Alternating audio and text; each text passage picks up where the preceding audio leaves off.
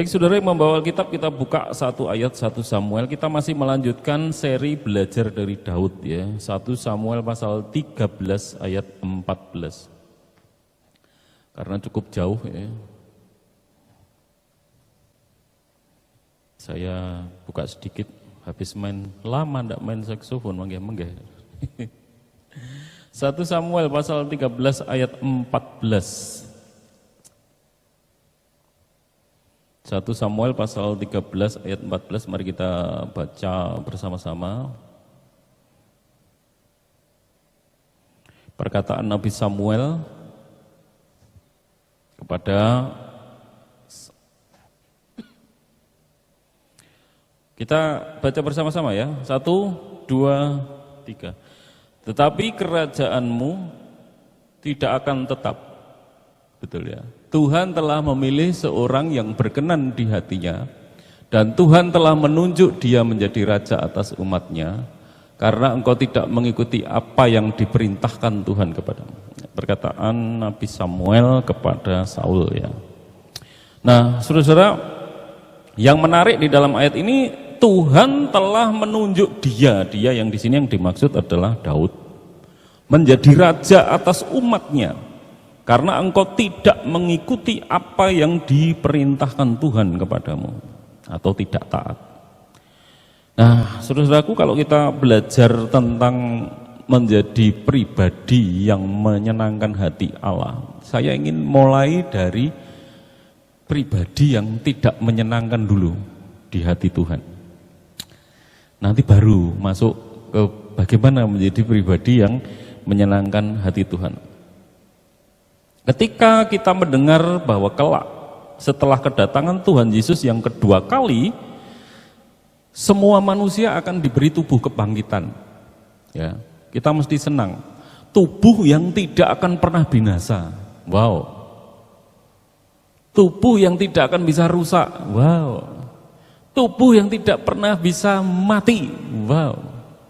Senang sekali ya. Senang sekali. Tapi jangan senang dulu saudara-saudara ya. Karena tubuh kebangkitan nanti tidak mungkin mati, tidak mungkin binasa, tidak mungkin rusak, dan tidak mungkin hancur. Nah, kalau saya dan saudara dalam perumpamaan 3 orang yang diberi talenta tadi, masuklah ke dalam kebahagiaan yang diberikan Tuhan, Tuhanmu atasmu ya.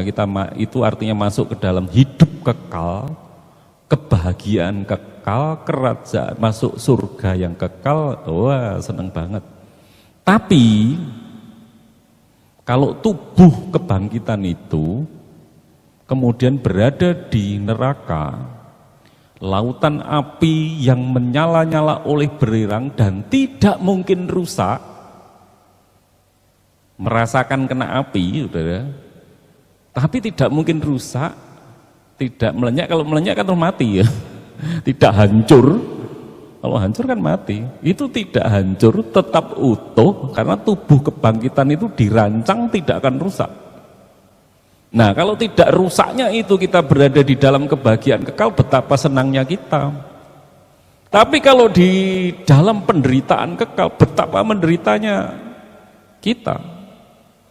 Ya, karena dirancang di neraka, tubuh kita tidak hangus, tapi merasakan panasnya. Ya, itu bukan teorinya saya, pengkhotbah untuk menakut-nakuti jemaat. Itu perkataan Tuhan Yesus sendiri. Dan apa saja, saya pernah sampaikan bahwa apa saja yang dikatakan Tuhan Yesus itu terjadi. Ya, Yudas mengkhianati, Petrus akan menyangkal. Ya, nanti aku akan disalibkan, aku akan bangkit. Yerusalem akan dihancurkan.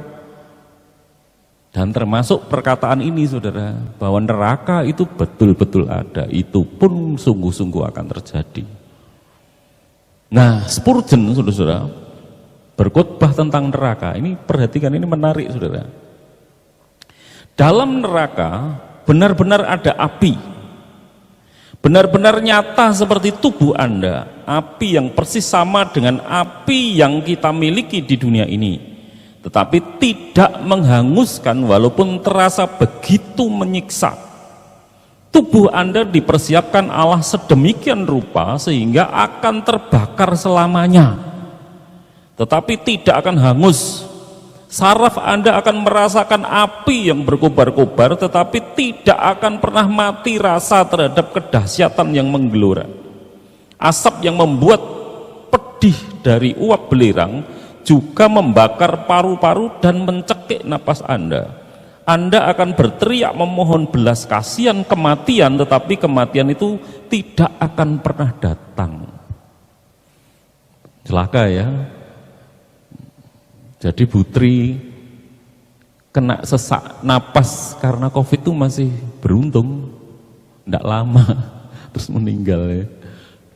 Enggak sadarkan diri terus meninggal. Jadi mati karena COVID itu masih sangat beruntung daripada kita berhasil menghindari COVID tetapi kita berada di neraka, itu sesaknya selamanya. Paru-paru saudara-saudara terasa sesak napas tapi tidak bisa mati. Nah ini itu penderitaannya di neraka ya. Oleh karena itu kan Tuhan Yesus berkata, apa gunanya seseorang memperoleh seluruh dunia ini kalau dia kehilangan nyawanya, kehilangan hidup kekal ya. Nah jadi saudara-saudaraku yang dikasih Tuhan, sekarang saudara tidak perlu ngeri lagi ya. Jadi orang yang mati kena COVID asal dia percaya Yesus itu tidak masalah loh saudara. Menjelang Putri meninggal itu yang saya tanyakan kepada dokter, ketika dokter telepon saya, pendeta Bu Teresia drop, yang saya tanyakan dokternya, dia sadar enggak? Tidak pendeta. Oh ya sudah, kalau enggak sadar apa artinya sudah? Dia enggak merasakan sakit, hanya seketika sesak, pusing, klieng pet gitu ya. Tapi di neraka saudara, paru-paru saudara dirancang, tubuh saudara dirancang tidak bisa mati lagi. Wah ini yang menyesakkan dan menyesakkan sekali saudara. Ya. Ketika saya mengikuti kisah, saya senang, anak-anak saya itu senang nyetel video-video sejarah ya, Perang Dunia II khususnya. Bagaimana kesadisan Hitler itu kita masih heran ya.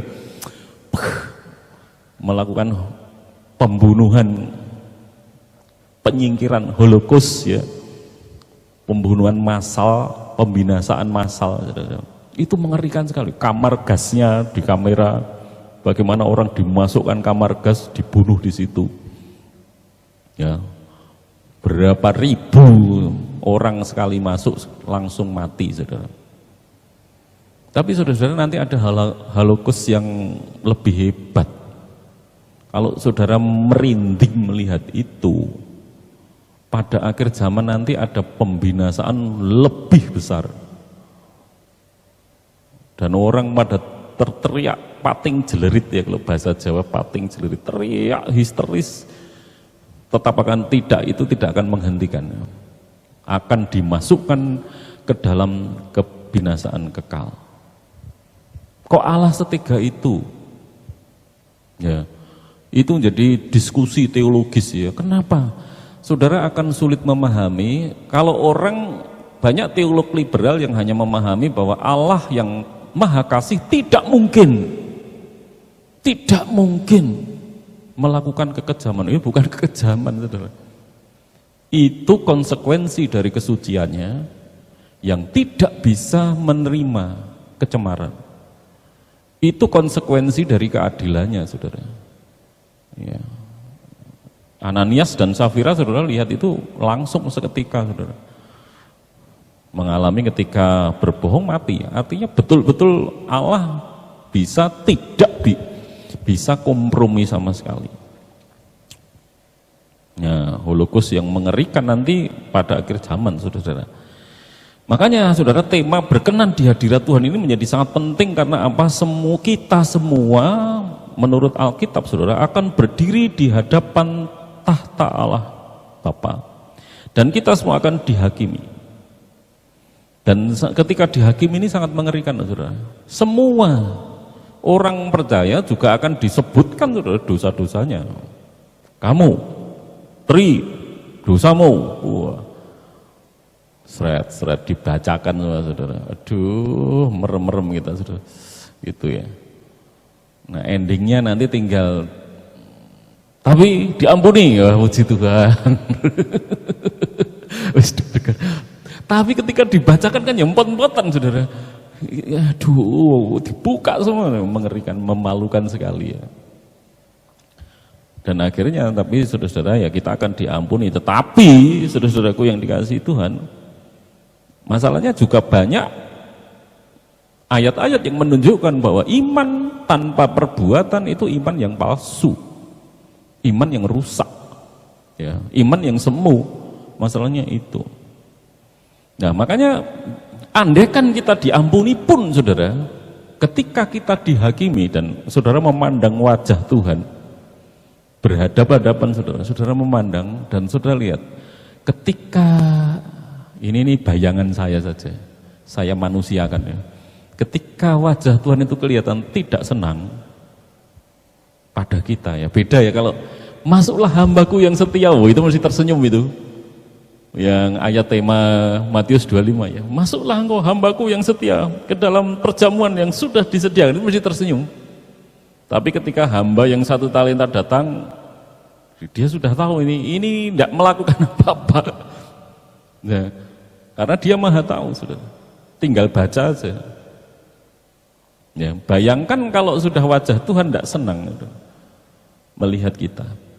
Walaupun mungkin kita oke, masuklah, kamu diampuni kayak tadi ya kalimat terakhir, kamu diampuni. Tapi kan Tuhan sudah sebetulnya tidak berkenan pada kita. Hidup kita ini sangat menyusahkan hati, mengecewakan, mendukakan hati Roh Kudus, bahasanya Paulus. Ya, saya punya dosen saudara. Tidak tahu Pak Eko merasakan, enggak, Pak Eko ya kuliah di kampus yang sama, dosennya sempat ngajar sebenarnya. Saya punya dosen yang menurut saya galak. Jadi jarang tertawa. Kadang-kadang tapi ndagel juga saudara. Dosen itu kadang-kadang bikin cerita-cerita lucu. Wah, rasanya kalau dia satu kali ndagel sekali saja itu rasanya kami rileks semuanya. Plong gitu ya. Karena biasanya tegang. Nggak tahu kenapa kadang-kadang dia ndagel tapi lebih banyak tegangnya. Mungkin kalau pas ndagel itu pas moodnya baik ya. Mungkin dapat THR atau menang lotre. Dosen lotre enggak. Ya, mungkin pas moodnya bagus itu ceria. Kalau pas wajahnya enggak enak sudah dilihat. Waduh. Doa saya itu dalam arti ndang bel entek pelajarannya. Sumpek melihat wajahnya. Itu padahal wajah manusia, saudara, dosen. Ya apalagi kalau saudara melihat wajah Tuhan yang murka. Ya makanya kita semua akan berdiri, saudara. Orang percaya dan tidak percaya semua akan dihakimi, saudara. Akan berdiri dulu di tempat pengadilan. Makanya kita perlu, walaupun kita percaya selamat hanya karena beriman, tapi perbuatan baik itu dibutuhkan ketika kita saat berhadapan dengan Allah. Ya. Perlu kita bertobat dari dosa-dosa kita, karena kalau kita sudah bertobat itu dilupakan, diampuni, di-delete. Ya. Benar-benar Tuhan mengampuni. Hanya masalahnya kalau kita terus-menerus hidup di dalam dosa, nah ini yang mengerikannya, sampai mati kita tidak bertobat. Itu sangat mengerikan. Nah kita akan belajar dari tokoh Daud ini, saudara. Mengapa Daud ini menarik, saudara? Karena Daud ini mirip dengan saya dan saudara. Daud ini bukan tokoh seperti Daniel yang jelas integritas karakternya bagus. Sadrak, Mesak, Abednego itu integritasnya bagus banget ya. Yusuf dalam kitab Kejadian itu digodai istri Potifar, itu integritas karakternya bagus. Tapi kalau Daud ini mirip kita, saya lah. Tidak usah saudara, mungkin saudara enggak gitu ya. Daud ini orang yang dosa, jahat. Jahat, saya sebut jahat apa? Karena dia sampai merancang membunuh Uria supaya bisa mengambil istrinya. Sudah berzina, membunuh sekalian, jadi ganda. Nah, jadi ini cerminan ya dekatlah dengan hidup kita, saya dan saudara. Daud bukanlah orang sempurna, makanya tema Pak sore hari ini kalau saudara baca di poster saya, tidak sempurna dapatkah berkenan di hatinya. Itu saya bicara tentang Daud. Daud itu tidak sempurna, bukan orang sempurna.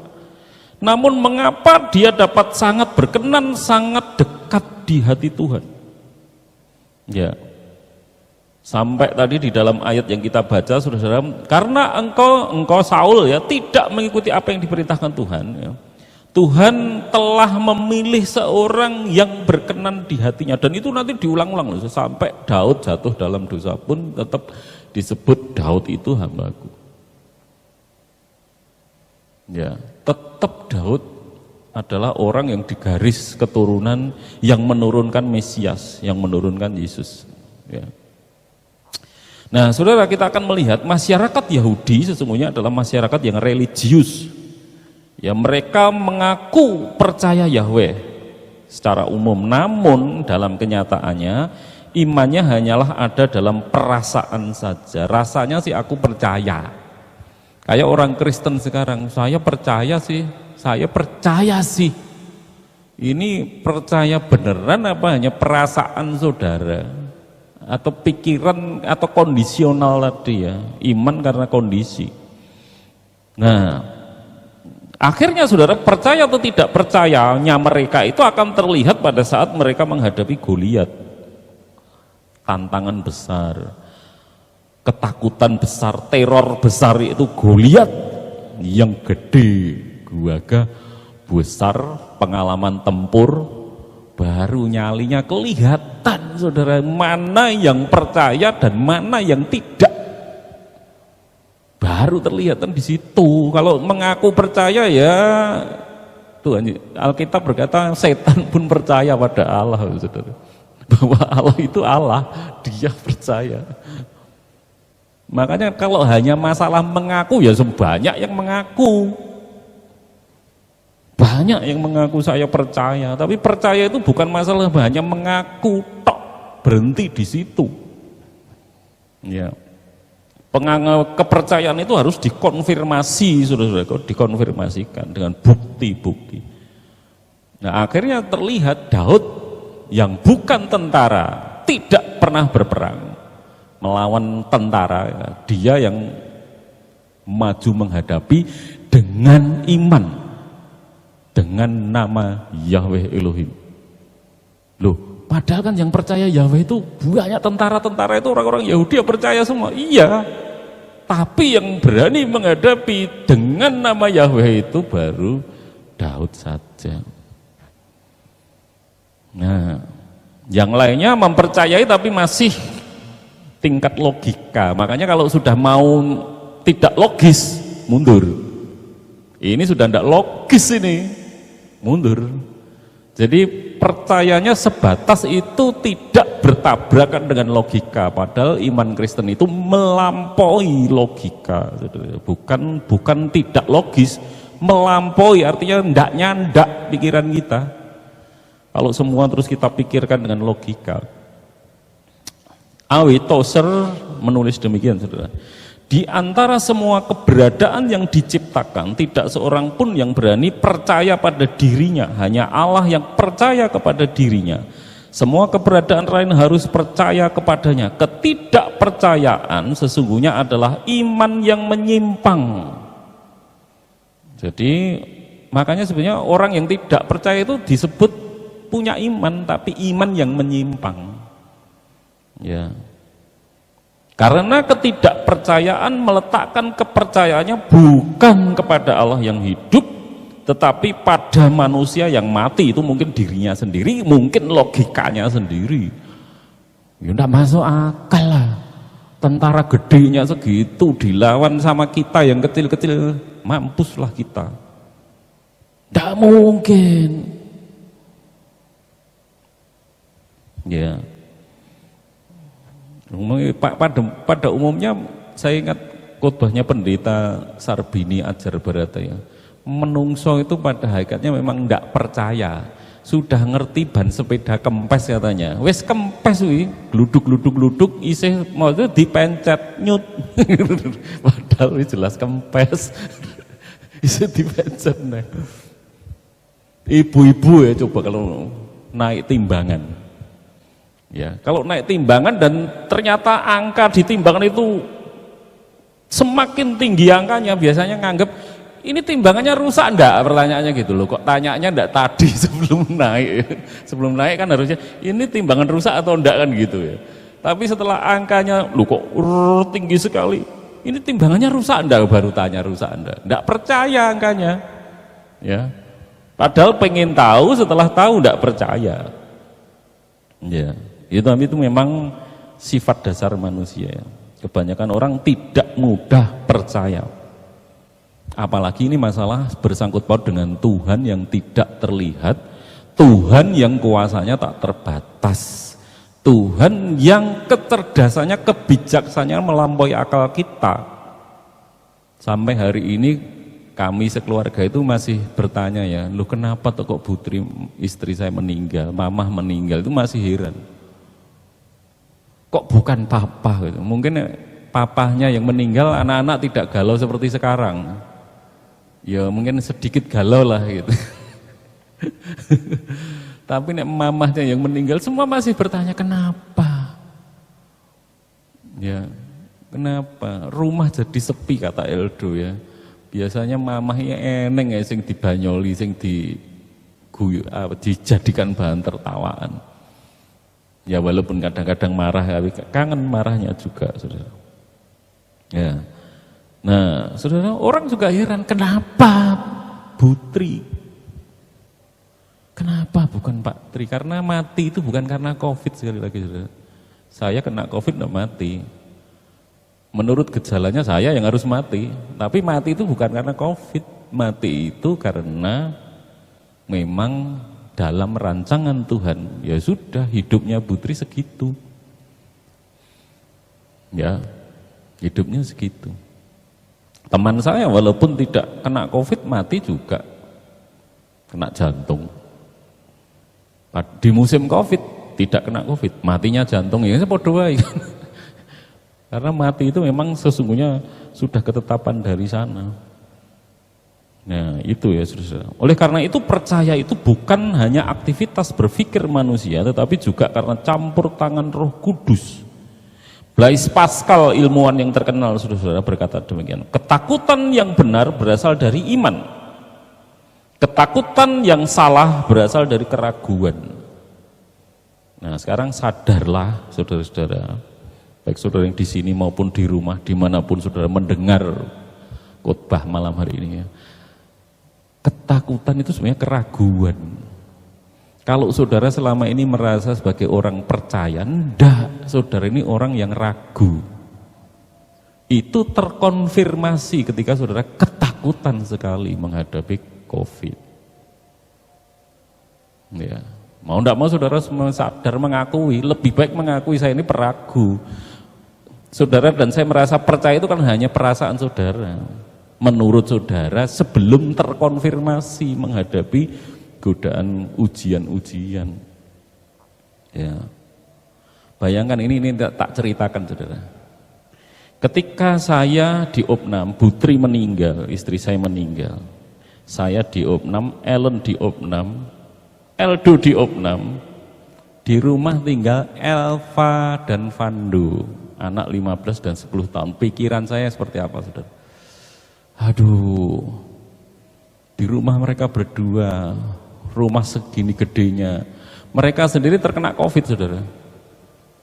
Anak saya ini dua-duanya sebenarnya selalu kena COVID.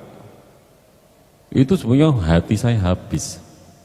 Saya tidak berani minta tolong pada saudara. Saya tahu saudara pasti kalau saya minta, Mas, Bu, bisa jaga anak saya di rumah, wah itu saudara menghadapkan pada tantangan yang begitu berat. Ya, saya itu muter pikiran saudara, karena banyak saran ke rusunawa saja. Rusunawa oke, enggak masalah, kamarnya berdua nanti, diusahakan dokternya nanti kamarnya kami bikin berdua, Elva dengan Vando. Oke, terima kasih, saya gitu. Terus kamar mandinya gimana? Nah itu mandinya kamar mandi umum Pak. Waduh, lah ini anak saya berdiri nanti adus data antri gantian, siapa yang bajunya gantinya, waduh rumit banget saudara. Terus saya tidak di rumah saja. Nah di rumah saja itu dengan siapa? Saya mikir sudah tak petali semua. Sopo kiro-kiro ini menurut saya tidak maha tahu ya. Mungkin saudara ada yang berani tapi saya tidak meminta karena akhirnya saya ketemu wong sing siji aneh tapi pasrah. Dari cerita-ceritanya menghadapi COVID itu beliau pasrah. Nek saya itu mungkin sudah kena COVID, ini ucapannya ya.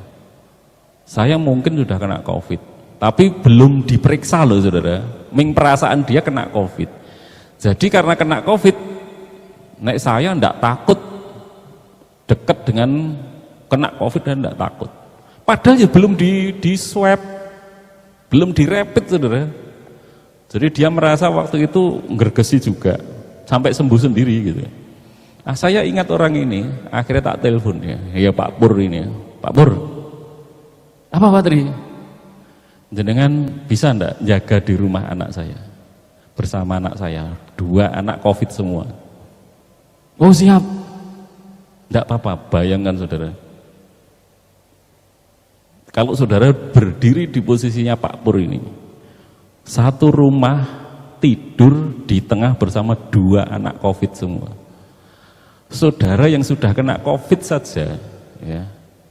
Jujur aja ya, ketika saudara mau ketemu, datang ke gereja, perasaan saudara gimana? Sudah kena COVID kan sebenarnya sudah ada kekebalan. Kita aja masih takut tuh saudara. Nah ini dekat sekali, rumah itu kecil. Ini Pak Puri tak minta jadi satu sampai saya pulang, enggak tahu berapa lama. Makanya saya sama anak-anak rejo-rejo ning jaman wae iki kaya anu kae sapa wali. Rejo-rejo ning jaman kene aku wis mari Pak Pur kowe tak dadekke keluargaku. Gitu. Karena satu-satunya yang berani bertahan di rumah bersama anak-anak saya di tengah-tengah COVID. Itu resikonya sebetulnya kalau ternyata wong dia belum pernah di swab loh, belum pernah di rapid. Kalau ternyata dulu hanya kena flu, terus gara-gara tidur bisa kena COVID, bisa mati dia. Ya, resikonya tinggi sekali. Nah, saudaraku yang dikasihi Tuhan, ya inilah contoh sebetulnya. Makanya kita ini percaya, beriman itu sebetulnya perlu diuji. Kalau kita ini ketakutan, ini Blaise Pascal ilmuwan loh saudara yang ngomong, bukan rohaniawan ya. Blaise Pascal ngomong, ketakutan yang benar berasal dari iman. Artinya takut dosa, takut pada Tuhan itu benar. Ketakutan yang salah berasal dari keraguan. Ya itu. Nah ini kita belajar dari Daud saudara. Orang yang dekat di hati Tuhan itu orang-orang yang memang dia karena tahu siapa Tuhan, mempercayai Tuhan, makanya dia berani mati untuk Tuhan. Ya. Mati tidak masalah, mati adalah keuntungan. Yang minggu lalu saya tanyakan saudara, kalau kita takut mati berarti kita sendiri masih nganggep ini yang dikatakan Pak Pur saudara. Kenapa? Kita ini mati berarti entek, mati untung kok. Yo ngono kuwi kudune. Tapi kita ndak, kita bilang mati untung tapi wedi mati. Ndak untung itu mati, rugi berarti kita nganggapnya. Berarti kita ndak percaya firman Tuhan. Kalau mati itu sungguh-sungguh untung. Ya. Kita ngamati itu ngeri. Nah, berarti kita ini sebenarnya orang percaya yang penuh keraguan. Kita lebih baik mengakui loh saudara, kalau berhadapan dengan firman Tuhan, ya Tuhan, aku memang peragu, penakut. Nah, mending akui gitu lebih bagus saudara daripada enggak mendebat terus. Faktanya saudara, orang-orang beriman itu berhadapan dengan kematian. Paulus, Sadrak, Mesak, Abednego, Daniel semua berhadapan dengan kematian dan mereka tidak takut sama sekali. Yang kedua saudara, karena dia rendah hatinya. Ya, karena dia rendah hatinya. Daud itu orang yang rendah hati ya. Nabi Sebenarnya beberapa nabi besar adalah orang-orang berdosa ya. Namun yang luar biasa adalah Musa juga pernah berbuat dosa, Tuhan menghukum Musa, pernah Daud berbuat dosa dihukum. Yang hebat saudara-saudara dari nabi-nabi itu adalah yang termasuk yang besar, disebut-sebut terus, Musa, Daud, itu mereka mau bertobat, tidak ngengkel. Ketika dihadapkan pada kebenaran, tidak ngengkel. Bisa saudara kayak tadi ya, oh enggak Patri, aku sebetulnya itu enggak takut. Corona itu saya enggak takut. Tapi logikanya kan gini, untuk apa mati? Loh, saudara, lah dokter-dokter yang mati menolong itu kita anggap konyol berarti mereka. Wis ngerti Covid kok praktek nekat nulungi wong. Lah nek kabeh semua tidak ada yang care terhadap sesamanya, iya tewaslah semua. Kalau semua orang berpikirnya logikanya dalam musim Covid itu ya tetap paling bagus, lebih bijaksana. Nek semua berpikir lebih bijaksana di rumah semua, mati semua sudah. Banyak mati ya kan. Perawat-perawat semua di rumah, dokter semua di rumah. Enggak peduli sesama. Nah, makanya kayak kisah Pak Pur tadi kan tak tampilkan supaya saudara apa? Dia sedang peduli pada manusia. Jadi ini bukan konyol, andai kan dia mati bener pun bukan mati konyol. Ya. Jadi ketika Daud berhadapan dengan firman Tuhan, saudara, mereka merendahkan hatinya. James Montgomery, saudara, mengomentari demikian. Orang-orang religius juga tidak luput karena apa yang mereka tidak dapat lihat adalah bahwa praktek-praktek religius mereka yang berharga hanya membersihkan bagian luar dari kehidupan mereka, sementara membiarkan dosa yang serius di bagian dalam hidup mereka tetap tidak tersentuh. Tetapi yang ditulis oleh Paulus dalam Roma 2 ayat 28 dan 29 yang berbunyi demikian, sebab yang disebut Yahudi bukanlah orang yang lahiriah Yahudi, dan yang disebut sunat bukanlah sunat yang dilangsungkan secara lahiriah, tetapi orang Yahudi sejati ialah dia yang tidak nampak keyahudiannya, dan sunat ialah sunat di dalam hati secara rohani, bukan secara hurufiah. Maka pujian baginya datang bukan dari manusia melainkan dari Allah. Makanya maksudnya gini saudara, kita itu merasa, oh saya ini orang Kristen, KTP saya Kristen itu secara lahiriah, semua surat-surat dokumen saya Kristen. Tapi Kristen itu bukan karena itu. Gitu loh saudara. Daud itu orangnya religius, namun benar-benar mau mengoreksi dirinya, sehingga kalau terjadi penyimpangan dia menyadarinya dan dia mengakuinya. Kalau orang Farisi diingatkan dosanya, apa yang terjadi? Oh, Stefanus dirajam batu, Yesus mau dilemparkan dari jurang, Yesus disalibkan. Marah pada yang menyampaikan firman Tuhan. Ya, saudara, beberapa waktu yang lalu, tahun lalu ada video viral ya, tokoh agama ya ditegur oleh polisi, marah-marah dan memaki polisinya yang menegur. Ada juga pemuda yang dihentikan, ditegur karena tidak memakai helm standar, helmnya dibanting, ya memang helmnya sapek, banting ya, sampai retak, sampai pecah. Sekarang itu yang galak malah bukan polisinya, orang-orang yang salah itu malah yang galak. Gereja-gereja ya gitu, orang yang salah makin galak sekarang, makin kendel membantah orang gereja dengan mengutip ayat-ayat. Nah itu yang disebut asal kutip itu. Ya. Kita perhatikan tulisan William Temple, uskup gereja Anglikan di Inggris ya, terakhir ini selesai. Bagi orang religius melakukan kesalahan itu sama dengan menentang rajanya.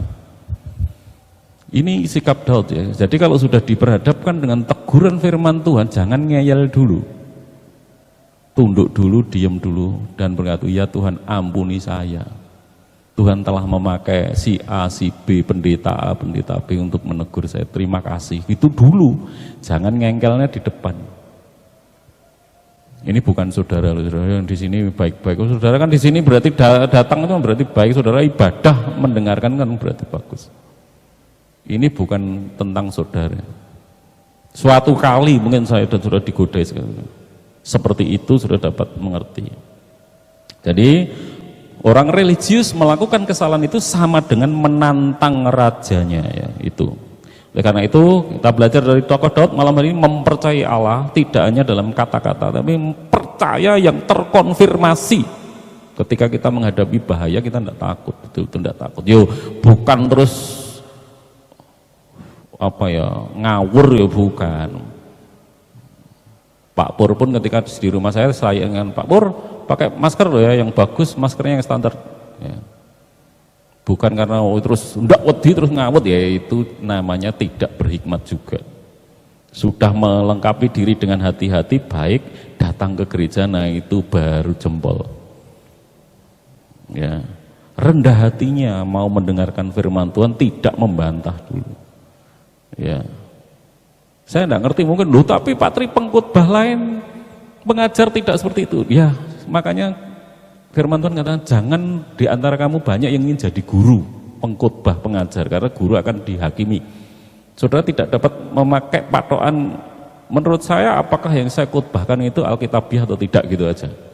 Pengkhotbah lain nanti urusan Tuhan itu. Setiap pengkhotbah akan dihakimi.